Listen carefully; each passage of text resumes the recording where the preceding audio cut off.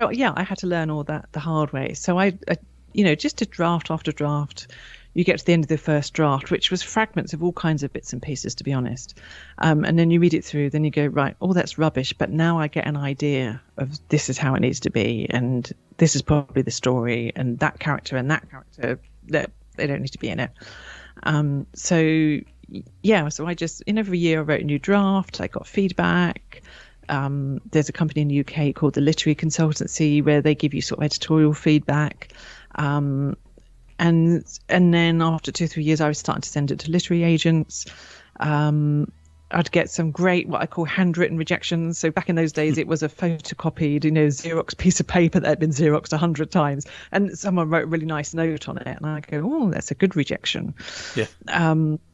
So yeah, and then it got to about 2008, and I just burnt out with it then. And by that point, I also wasn't single. I think when I was single and going through the most painful time of being single, I think I had to get that out and right, And as I say in the book, I could choose the ending.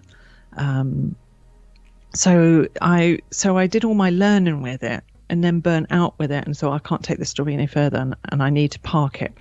I always knew I'd come back to it, but I just thought, I'm done with this for now. So yeah, it sat in the proverbial drawer for about 9 years. And I still wrote. I was life coaching at that point. I wrote a personal development book. Mm-hmm. I kept learning. I knew I needed, story structure and the stuff that makes a novel great and makes it work. I needed to learn that a lot. I wasn't a natural at it, So I wrote another first draft of something else, which I never ever wanted to sort of publish that, or it wasn't like a great dream, but I thought I need to learn. I've been learning these techniques. I need to put them into practice, see what happens. And then it was about 3 years ago. It was end of 2016, and I felt the Countess twitch. And it was the year that David Bowie died, and I went to see a play. And there was a version of the play. It was about Bowie. It was a Fringe Theatre production, and they had a version of him singing "My Way."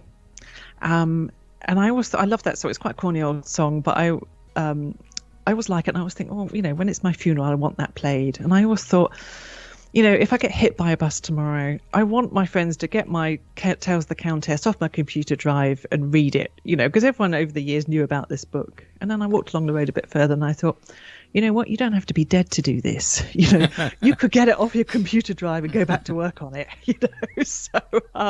So yeah, so I did. Yeah, I picked it up. It's about 3 years ago. And again, I'd learned a lot more by then. And also, because time had gone by, I wasn't as emotionally attached to it. Mm-hmm. So where before it was my story, it's my heart, just that, oh my God, too emotionally involved in it. By now, it was great having distance, because I'm like, now I'm much more detached. What do we need to do to make it work? And is it me to do that, or is it someone else to do that? But I still believe this story is really good. I'll do whatever I need to do to make it work as a story, as a novel that's entertaining for someone else to read. So it was great having left it for that time. And then did another couple of versions, had beta readers, and then decided then this time, probably about just over a year ago, it's time to publish, and then going through that process and editors and again always tweaking, always learning.